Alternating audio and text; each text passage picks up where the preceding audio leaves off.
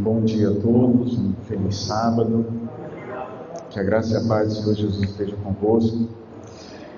Queridos, hoje é dia 23, 23 de outubro, e se fosse alguns anos atrás, umas décadas, até um pouquinho mais de 100 anos atrás, 170 anos atrás, um pouquinho mais de 170 anos atrás, seria um dia muito amargo para um povo que estava nos Estados Unidos e ao redor do mundo, aguardando uma volta de Jesus que não voltou. A gente fala muito como Igreja Adventista do dia 22 de outubro de 1844, e quase 170 anos, 44, 14, um pouquinho mais de 170 anos. E a mensagem de hoje tem a ver com isso, o porquê que ele não voltou. O que aconteceu e qual é o tempo de hoje para mim e para você? Por que você veio para a igreja hoje? Por que Jesus ainda não voltou? Por que a gente está pregando o Evangelho? Por que a gente agora usa máscaras?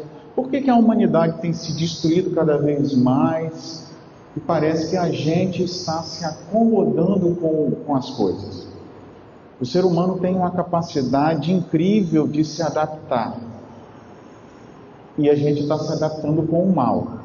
A gente está vendo o mal, as coisas estão acontecendo, mas a gente vai se acostumando. No primeiro momento a gente se choca, se angustia, diz que não vai fazer aquilo, ou fica chocado com coisas que acontecem, mas com o passar do tempo você vai, de repente, dizendo, não, é a vida, pastor, não tem jeito, tem que viver, E por que ele ainda não volta? E cada vez mais parece que a gente vai ficando por aqui embaixo. Então a mensagem de hoje vai falar um pouquinho sobre isso. Talvez a gente tenha aqui algum querido, algum irmão ou irmã, um amigo ou amiga, que quer entender por que o povo acreditava em 1844, o que houve e hoje, depois de tanto tempo depois, por que ele ainda não voltou?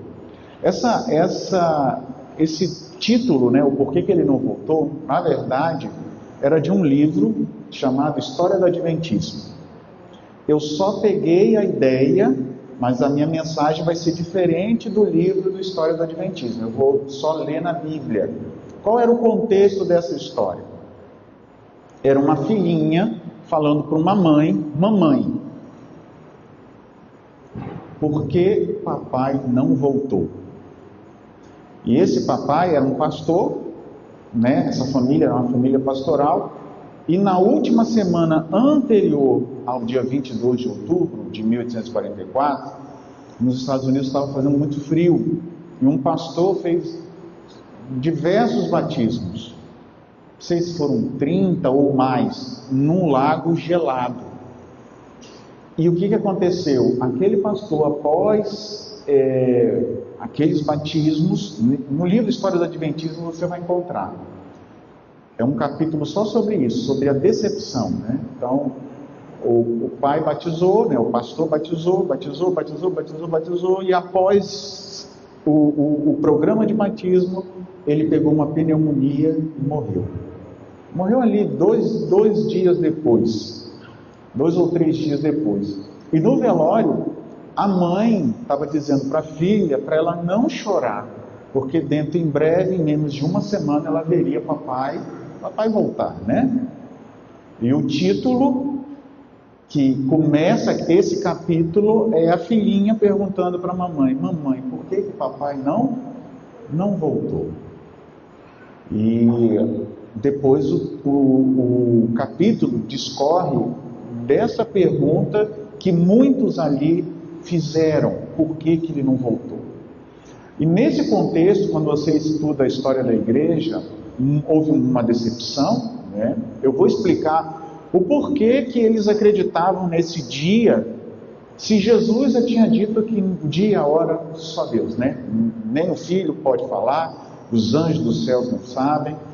Por que mesmo tendo essa esse texto bíblico, os mileritas acreditavam num dia, né? Não acreditavam na hora, mas um dia eles identificaram e acharam que era.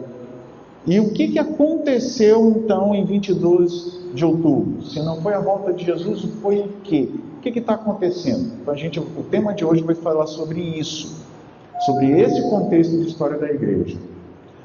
Só para terminar esse momento do capítulo que eu falei do livro, quando aconteceu isso, muitos seguidores, obviamente, se dispersaram, né? Desistiram, acharam que estavam no caminho errado. E deste movimento milerita surgiram vários grupos. Primeiro, um grupo que não aceitava mais Jesus. E dentre diversos grupos religiosos que rejeitaram Jesus, a gente conhece um que de vez em quando andam aí em famílias com pasta batendo de porta em porta, dizendo que é testemunho de Jeová. Então, uma parte, eles não são adventistas, obviamente, mas algumas doutrinas que eles acreditam, nós acreditamos. Por exemplo, o estado dos mortos. Nós não acreditamos que estão ouvindo a gente ou que tem consciência. Morreu, acabou. E este grupo também acredita, morreu, acabou. Alguns zombam da nossa crença dizendo, vocês são aniquilacionistas, ou seja, que Deus vai aniquilar tudo. Parece que dá uma ênfase muito na destruição de Deus. Não, Deus vai restaurar. E aquilo que não é amor, é ódio, tem que fazer o quê? Tem que sumir, tem que desaparecer, ok? E do grupo dos que acreditaram no Senhor, ou seja, existe um grupo que rejeitou Jesus. E esse grupo até hoje, né? Eles não aceitam Jesus como sendo Deus, não aceitam. Jesus é um semideus. Não merece ser adorado por este e outros grupos religiosos. Mas o grupo que aceitava Cristo se dividiu pelo menos em dois grupos. Os que começaram a tentar marcar várias datas, e aí Jesus não voltava e foram piorando. E um outro grupo, que dentre esse grupo surgiu a Igreja Adventista, começou a estudar para saber o que houve. Porque algo aconteceu no dia 22 de outubro, mas o que? Achavam que era a volta de Jesus, Jesus não voltou. Então o que está acontecendo? E voltaram e relembraram os estudos bíblicos, os textos que eles estudaram, relembrando. E aí conheceram um outro livro chamado Livro de Hebreus, é o que a gente vai falar também. Foi quando entenderam o porquê e o porquê que nós estamos aqui. Tá bom? Por causa disso, feche seus olhos mais uma vez, vamos fazer uma palavra de oração e nós vamos propriamente iniciar a mensagem. Pai, nós vamos falar um pouquinho da tua vinda. Primeiro, o porquê que o Senhor não voltou e o porquê que o Senhor está prestes a voltar e qual é a mensagem agora que nós precisamos falar. Abra nossa mente, abra o nosso coração, em nome de Jesus, amém.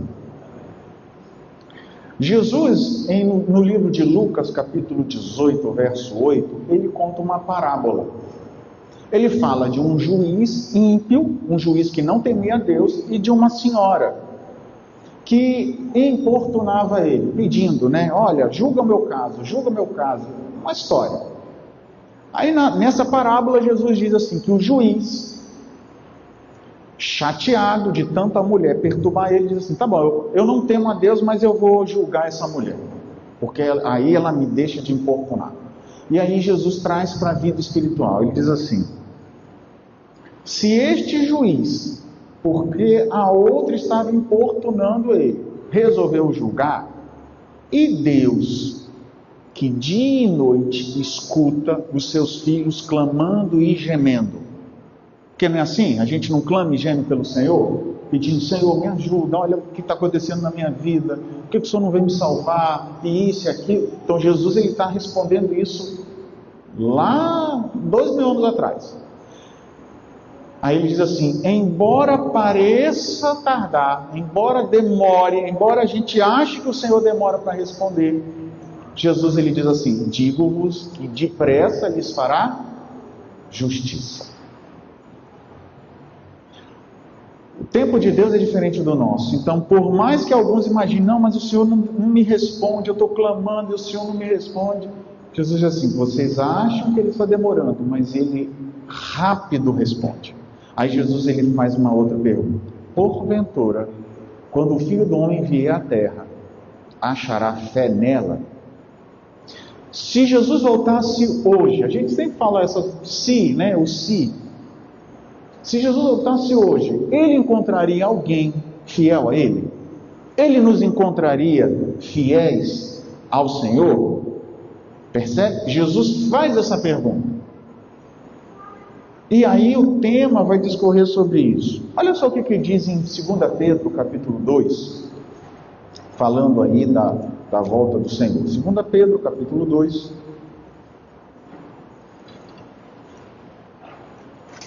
Perdão, 2 Pedro capítulo 3. Aquele texto muito conhecido. Verso 9. 2 Pedro 3, verso 9 diz assim: não retarda o Senhor a sua promessa. O Senhor não retarda, embora alguns a julgam o quê? Demorada. No texto de Lucas, que eu só falei, eu não li com os irmãos, Jesus ele fala: Deus depressa vai fazer justiça. Se um juiz ímpio, porque a outra está importunando, e note que Jesus não quis colocar como se os nossos pedidos fossem uma importunação a Deus. Ele não quis colocar nesse sentido. Ele só quis fazer uma comparação. Se um juiz mau julga alguém só para se livrar dessa pessoa, imagine um pai que ama seus filhos, que vê seus filhos clamando dia e noite. O que esse pai vai fazer? É isso que Jesus está querendo dizer. Não vai fazer nada? Vai. Vai demorar para resolver? Lógico que não vai. Aos pais aqui, se você vê a necessidade do seu filho clamando, chorando, você vai fazer o quê? Não, filho, agora senta um pouquinho aí, aguarda um pouquinho, espera um pouquinho, depois quando eu achar por bem eu vou ouvir você. Não é assim que a gente faz. E então Jesus está dizendo, o pai ouve dia e noite clamando por ele, e ele não vai fazer nada? Aí Jesus diz: digo-vos que depressa lhes fará justiça. Mas, se ele vier, o Filho do Homem vier, vai achar fé na terra? E aqui Pedro está dizendo o seguinte: ele não retarda a promessa. O Senhor não tarda. A gente gosta muito de dizer assim: não, o Senhor, sabe, vai demorar, mas ele vai voltar. Gente, isso aí, não pense assim. Ah, mas por que ele não volta hoje? Por que ele não volta amanhã? Aí vem a pergunta: se ele voltar hoje, ou agora, eu estou pronto? Note que o objetivo não é pedir: Senhor, segura aí para eu tentar me ajeitar aqui para eu poder ir para o céu. A questão é agora. A gente clama para ele voltar, tá? Volta. Estou pronto? Estou eu andando com Deus ou não? Porque se ele voltar e eu não estiver pronto, o que acontece comigo? O que acontece com você? A gente se perde. Não adianta a volta de Jesus se nós não estivermos prontos. E o texto continua: pelo contrário, ele é longânimo. Ele é longânimo, não querendo que ninguém pereça, senão que todos cheguem ao arrependimento. Se Deus nos ama, eu pergunto, uma mãe e um pai muitas vezes clamam para que o filho melhore? E eles não esperam o filho melhorar? E quando realmente o filho melhora, ficam felizes ou não ficam? Fica. Eu estou falando aí, talvez alguém está pensando em alguma doença, mas eu posso falar também no sentido de que o filho ou a filha se desviou para um caminho errado. E que o pai e a mãe estão clamando: Senhor, mexe com meu filho, mostra alguém para ele, para que ele veja que está errado. E aí, quando ele endireita o caminho, não ficam felizes os pais? Por quê? Porque o pai não quer perder o filho.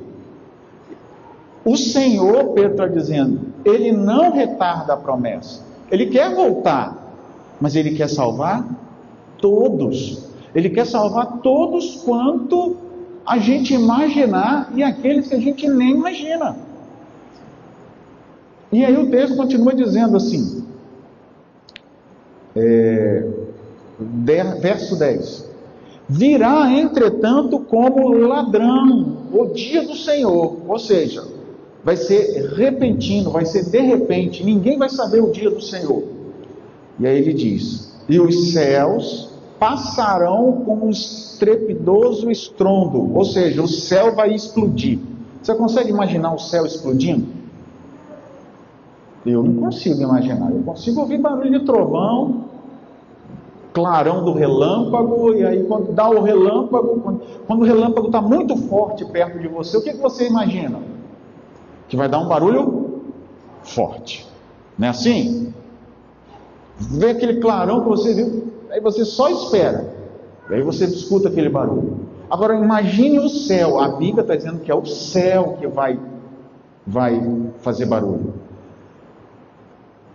Os elementos se desfarão abrasados, o céu vai pegar fogo. Eu fiquei imaginando, como é que o céu vai pegar fogo? O céu vai pegar fogo, o texto está dizendo aqui, também a terra e as obras que nela existem serão atingidas. Se vão ser atingidas, então vai ter fogo da onde? Do céu. O céu vai pegar fogo e vai acontecer alguma coisa que vão chegar aqui embaixo. Pode ser a chuva de meteoros, de cometa, pode ser. Mas algo vai acontecer. Aí olha só a pergunta de Pedro. Visto que todas essas coisas hão de acontecer e vão ser assim desfeitas. Essa palavra desfeita no grego, sabe o que Pedro quer dizer? Que vão soltar as amarras. Pedro está dizendo que o céu vai soltar as amarras. Eu não consigo imaginar o que é o céu soltando as amarras. Você consegue imaginar? Não consigo. A Bíblia só diz em Apocalipse que o céu vai abrir e fechar com um pergaminho. Você já viu um pergaminho? Imagine, assim, vulgarmente falando, uma cartolina enrolada. A cartolina, papel de cartolina. Desenrola a cartolina que está enrolada. Solta ela. O que ela acontece? O que ela faz? Você desenrola e solta. O que ela faz? Ela enrola de novo. Não é assim? Se ela está enrolada e você desenrola, solta ela. Então eu fico imaginando o céu abrindo e fechando, abrindo e fechando, abrindo e fechando. Algo vai acontecer. Aí Pedro está dizendo, se vai soltar as amarras, se o céu vai soltar, se as coisas vão soltar, olha só o que ele diz. Como vocês deveis viver em santo procedimento e piedade, apressando a vinda do Senhor Deus, que por causa no qual os céus incendiados serão desfeitos, e os elementos abrasados se derreterão. Pedro está dizendo que o Senhor não demora, mas na hora que ele vier, tudo vai pegar fogo. Aí ele diz, como a gente deve estar? Se tudo vai pegar fogo, para a gente não pegar fogo, aí ele diz assim, como nós devemos viver? Em santo procedimento e piedade. O que é piedade? O que é uma pessoa piedosa? Uma pessoa que se compadece, uma pessoa que busca o temor do Senhor. Não é uma pessoa que briga. Quando você olha para os crentes, não só da igreja adventista, mas de todos da face da terra, tudo que é crente. Crente, cristão, católico, evangélico, protestante, pentecostal, né? Você pode...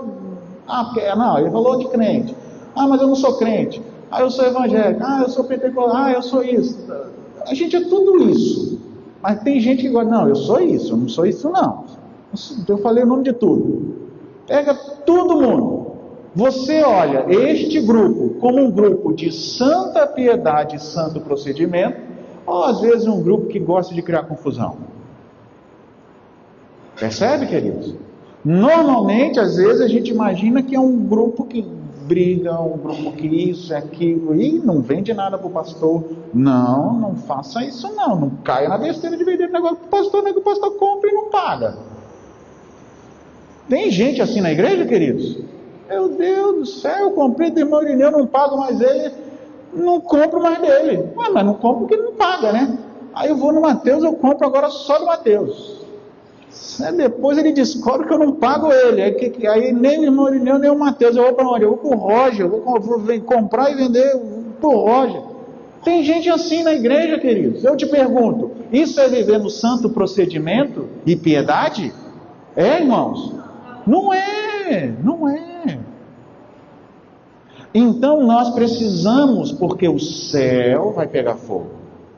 Tudo vai se desfazer. Olha só o que aconteceu. Eu quero ler com você Daniel, capítulo 8, verso 14.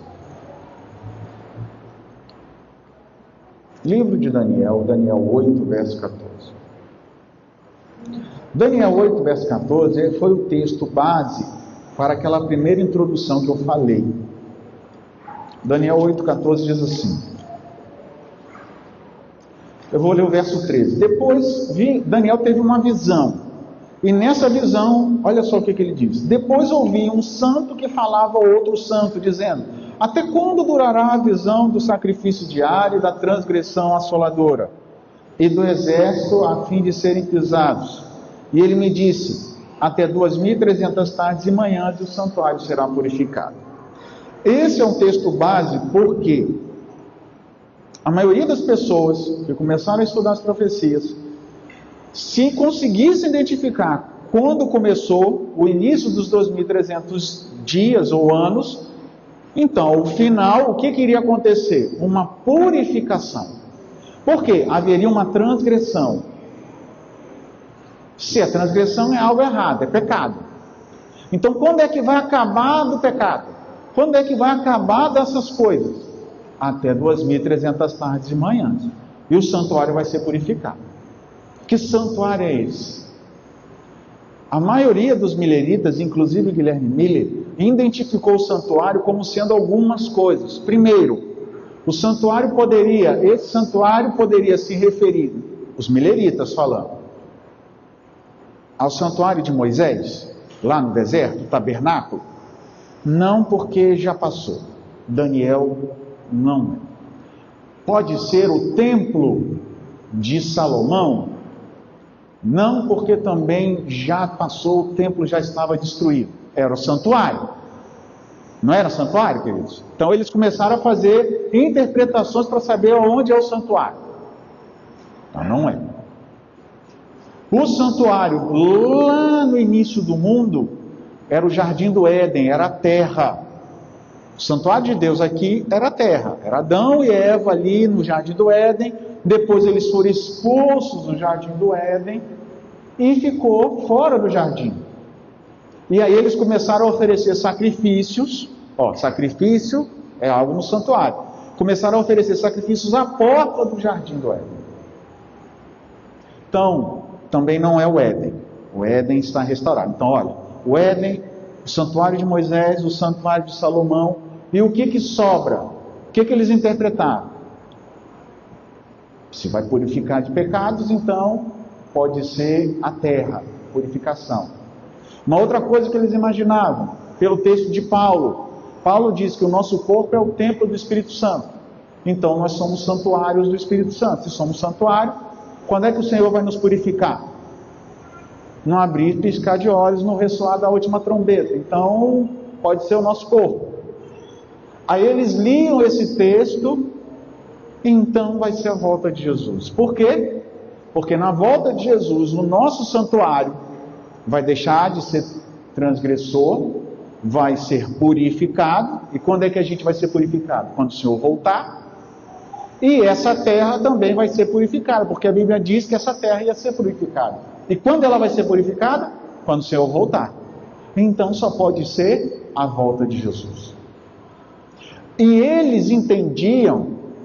Primeiro momento eles não marcavam um dia, eles marcaram um ano.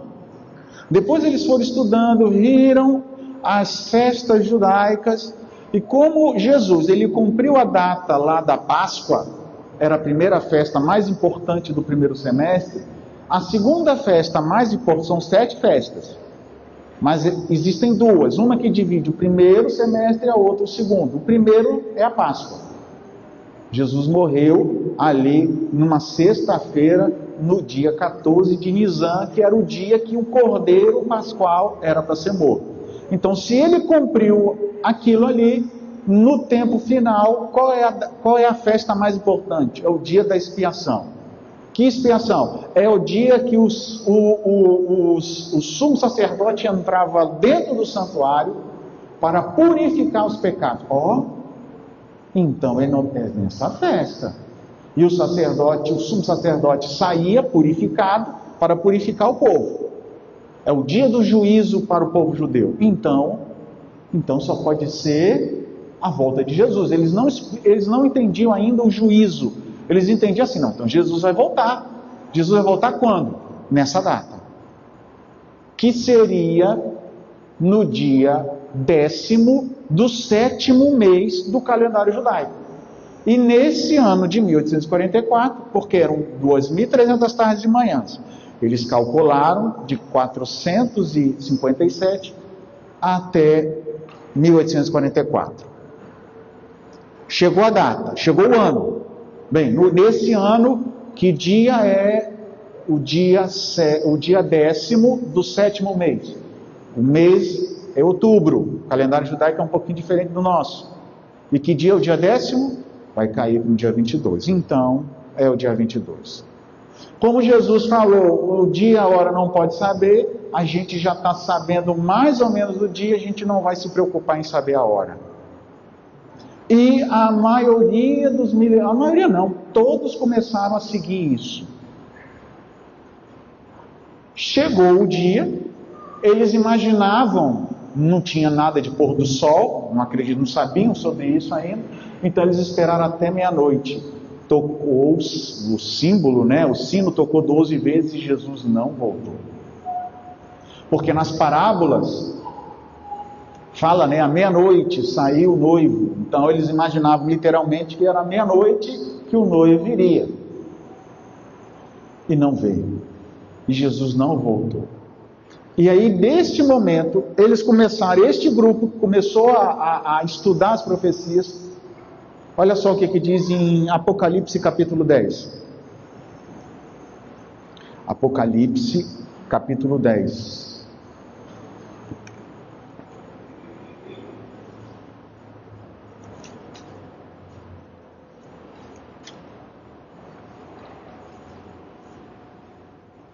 Verso 7.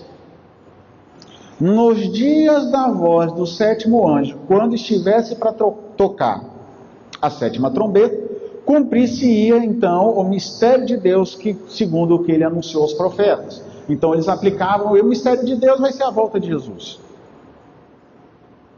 Aí, olha só o que diz o verso 9. Fui, pois, ao anjo, dizendo que me desse o livrinho. Então ele falou, toma-o e devora-o, certamente será amargo no seu estômago, mas na sua boca doce como mel. Tomei o livrinho na mão do anjo e devorei na minha boca, e de fato era doce, quando porém comi, no meu estômago ficou amargo.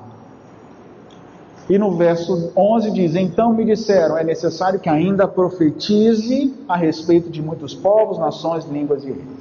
Eles estudaram as profecias, eles entendiam que o livrinho era o livro de Daniel, e eles entenderam a volta de Jesus. Por isso que quando ele comeu, na boca era doce, que Jesus vai voltar vai voltar nos nossos dias, vamos falar da volta de Jesus. E aí milhares venderam casa, venderam tudo para pregar o Evangelho, porque Jesus iria voltar em 1844, e Jesus não voltou. A data do dia 22 de outubro só chegou no ano de 1844. Antes disso, não, eles começaram, olha só, depois da Páscoa, ou seja, depois de abril, um jovem milerita chamado Samuel Snow, que trouxe essa ideia de que, se Jesus ele cumpriu exatamente na Páscoa o rito judaico, então Jesus vai cumprir no dia da expiação o rito judaico. Que dia que aconteceu na Páscoa a morte de Jesus? Tal data. Então que dia vai acontecer a volta de Jesus? Agora, na primeira vinda, a Páscoa, tal data. E agora, Aí ele mostrou, no dia 10º do 7º mês. E neste ano, a mensagem foi pregada já acho que em junho. Faltam menos de 3 meses para Jesus voltar. E a plateia ficou... Você consegue imaginar isso? Campais e campais, falta menos de 3 meses, porque o dia 10º do 7º mês será no dia 22 de outubro deste ano. Aí aquele povo começou a vender as coisas, começou a pregar o evangelho. No dia da decepção, da grande decepção, os jornais americanos, os que não acreditavam em Deus, fecharam as coisas mais cedo, aguardando alguma coisa acontecer. Eles não aceitavam a Deus, mas estavam com medo. Não é assim? O povo que zomba de Deus, zomba, mas quando começa a ver um negócio diferente, o que faz? Continua zombando? Fica quietinho. Zombaram depois, no dia seguinte, que Jesus não voltou.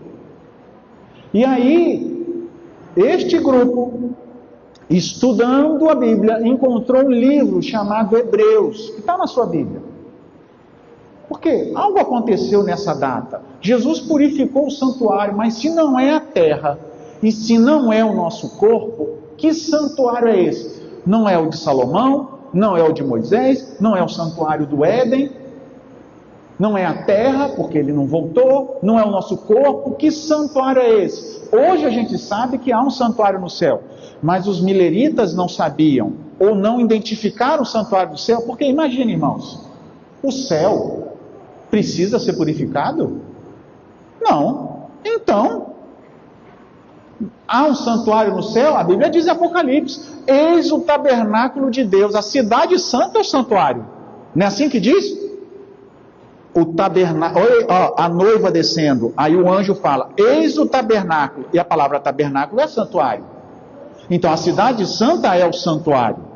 Se a cidade santa é o santuário, você imagina assim, tem algo para ser purificado ali? Não, mas no livro de Hebreus diz que tem. Vamos ver lá? Hebreus capítulo 8, eu já estou indo aí, já tenho que terminar também, né? Vou ter que ir para outra igreja. Hebreus capítulo 8, olha só. Eles leram o livro de Hebreus e começaram a entender algumas coisas. Porque no ventre estava amargo. O livro de Daniel estudado, devorado, na boca estava doce. Mas quando veio a decepção, ou seja, quando digeriu que não veio, então ficou amargo. Mas a mensagem do anjo era, importa que você profetize de novo.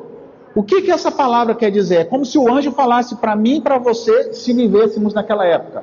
Importa, Moisés, que você continue falando. Mas falando como? Se o Senhor não voltou, importa que profetizes outra vez, através dos povos, nações, ou seja, é para continuar falando. Então temos que estudar a mensagem para saber qual é a mensagem que a gente precisa falar. E os mileritas começaram a estudar, buscar para saber o que precisava falar. E nessa hora encontraram Hebreus. Olha só o que diz Hebreus capítulo 8, verso 1. Ora, o essencial das coisas que temos dito é que possuímos um sumo sacerdote que se assentou à destra do trono de Deus. Ou seja, nós temos um sumo sacerdote. Sumo sacerdote, então tem o quê? Santuário. Certo? Então temos um sumo sacerdote que está sentado lá em cima no trono de Deus, no céu. Diz assim, ministro, verso 2, do santuário, o verdadeiro tabernáculo que o Senhor erigiu, não de homem. Então, Jesus está diante de Deus, à destra de Deus, no verdadeiro santuário. Que santuário? Lá de cima. Feito por homens? Não, feito por Ele mesmo, por Deus. Aí no capítulo 9, olha só. No capítulo 9, versos 23, 24 e 28.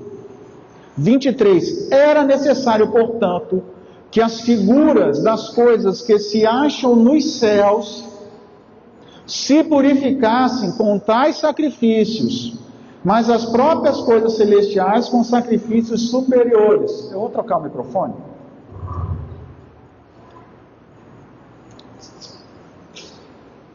Então, o texto, e não eu, nem você, nem os mileritas, para tentar justificar a decepção, porque muita gente hoje diz, não, deu errado lá, aí eles tentaram arranjar que há um negócio no céu para fazer. O que está escrito aqui? Era necessário. Como assim necessário? Eles não entendiam isso. Mas a Bíblia está dizendo que era necessário. Se era necessária a purificação aqui na terra, aí diz assim, das coisas celestiais com sacrifícios superiores. Porque, verso 24, Cristo não entrou em santuário feito por mãos humanas. Agora, porém, no mesmo céu, ele compareceu por nós diante de Deus. Então, Cristo, ele purificou, morreu aqui e subiu ao céu para entrar diante de Deus. E o verso 28 diz assim, assim também Cristo, tendo oferecido uma vez para sempre, para tirar os pecados de muitos, aparecerá uma segunda vez sem pecado para os que aguardam a salvação. Então, como Cristo está purificando no céu? Purificando o que no céu? O que acontecia no dia da expiação? No dia da expiação, aqui na terra, o sumo sacerdote, ele entrava no lugar santíssimo. Imagine como se fosse aqui para dentro. Tá? Aqui para dentro. E neste lugar santíssimo, ele espiava primeiro por ele, pela casa dele, que ele era ser humano. E quando ele saía, esse espiar é pedir perdão, é purificar. E ele aspergia o sangue do cordeiro.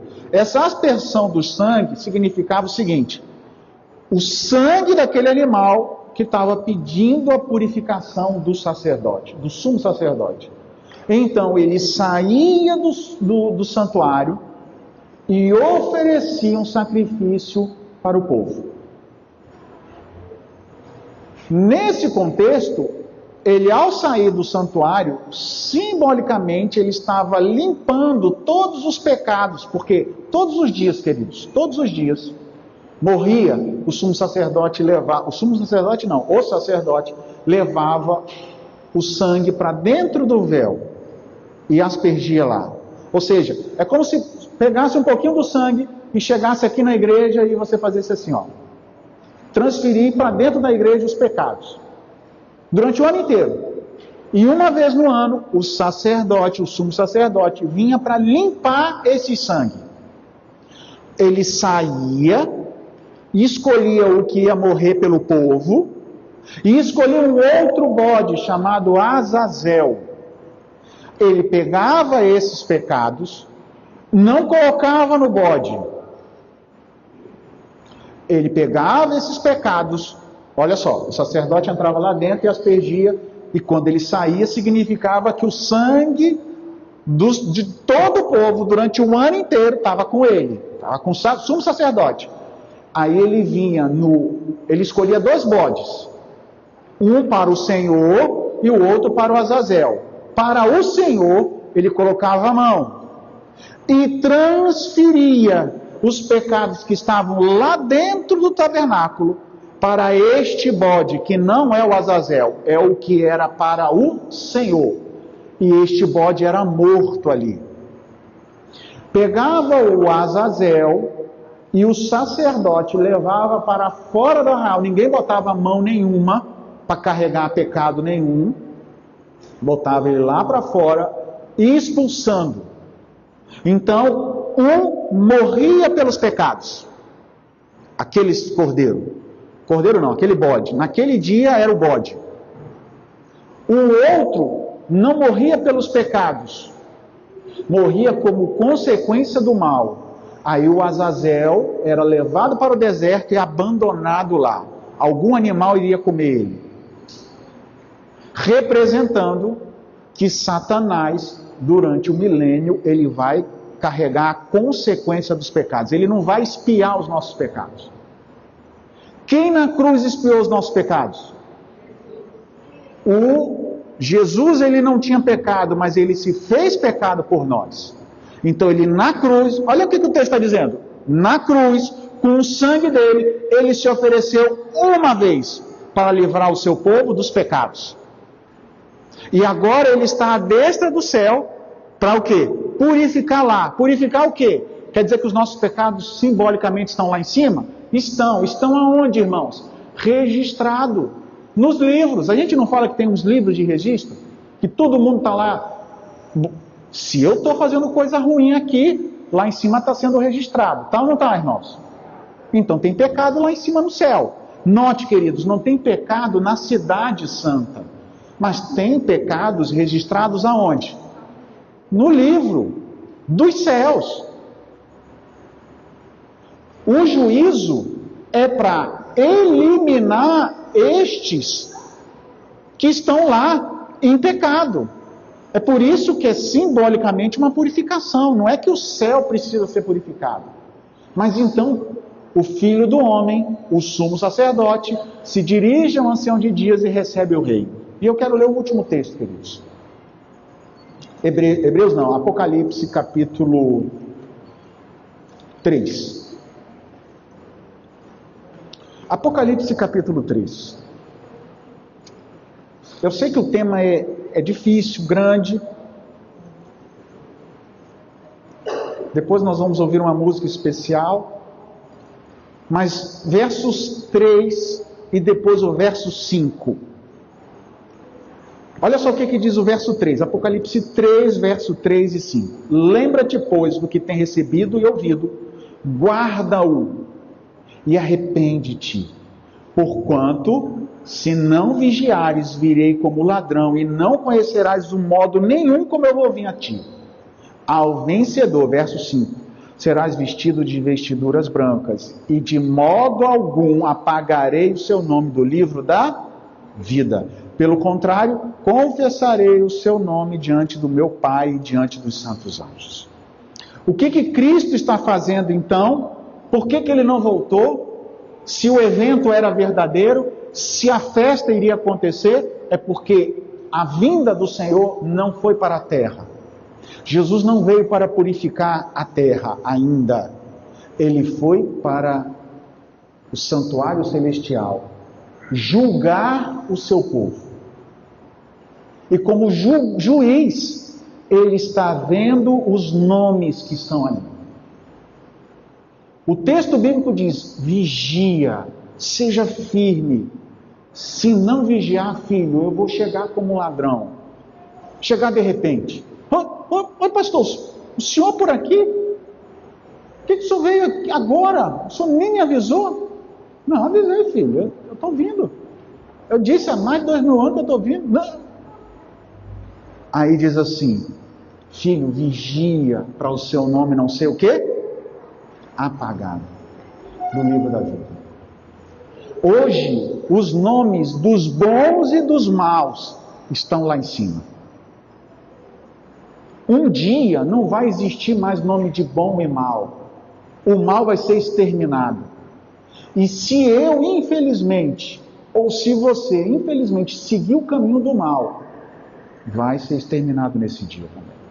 A Bíblia diz que o fogo, a destruição, não é para nós.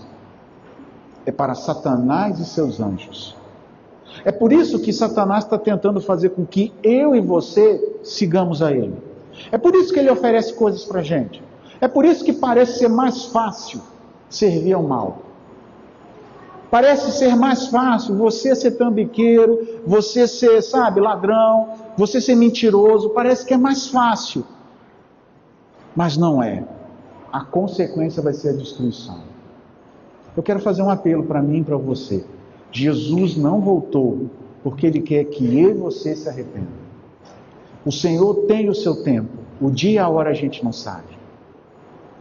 Aquela data da volta de Jesus não era a volta de Jesus. Era a ida de Jesus para julgar.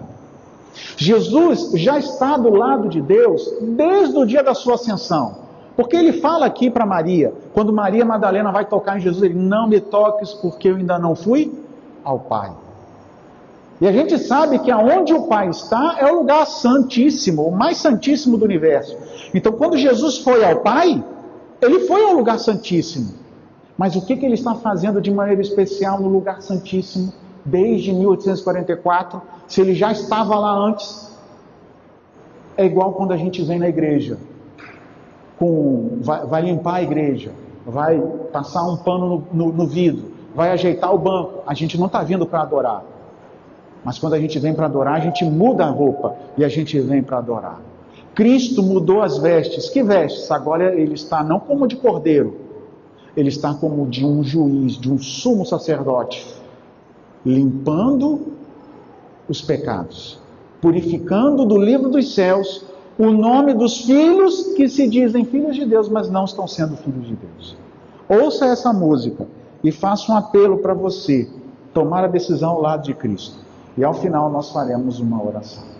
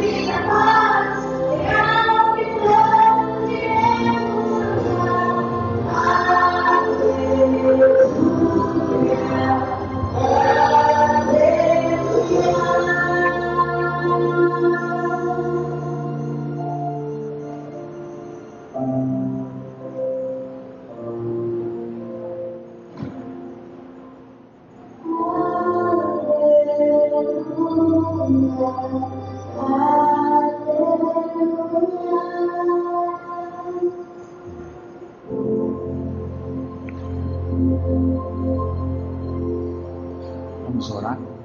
Pai, obrigado, Senhor, porque mesmo quando a gente estuda a palavra e a gente se equivoca, o Senhor ainda estende a misericórdia e depois nos ensina onde a gente errou e mostra o caminho da verdade. Obrigado, Senhor, porque sempre um fiel cristão, sempre um estudioso da sua palavra, nunca vai ficar desamparado por Ti. Nos abençoe, Pai. O Senhor está voltando. A gente não sabe o dia e a hora para justamente a gente se preparar porque ama a Ti, não porque está chegando o dia. Nos ajude a entender isso. Ajuda-nos a viver uma vida de santa piedade e sinceridade de coração, Senhor. A Bíblia nos diz que o mundo vai ser destruído, o céu vai pegar fogo, os elementos vão se abrasar e vão desaparecer, dissolver. E quando o Senhor vier a essa terra, o Senhor achará um povo fiel a Ti, Senhor. Nos ajude a estarmos neste povo. Nos ajude a estarmos pregando a Tua mensagem. E nos ajude a que o nosso nome continue no livro dos céus. Nos dê a Tua paz. Abençoe a Tua igreja aqui em Maria das Graças. Em nome de Jesus. Amém.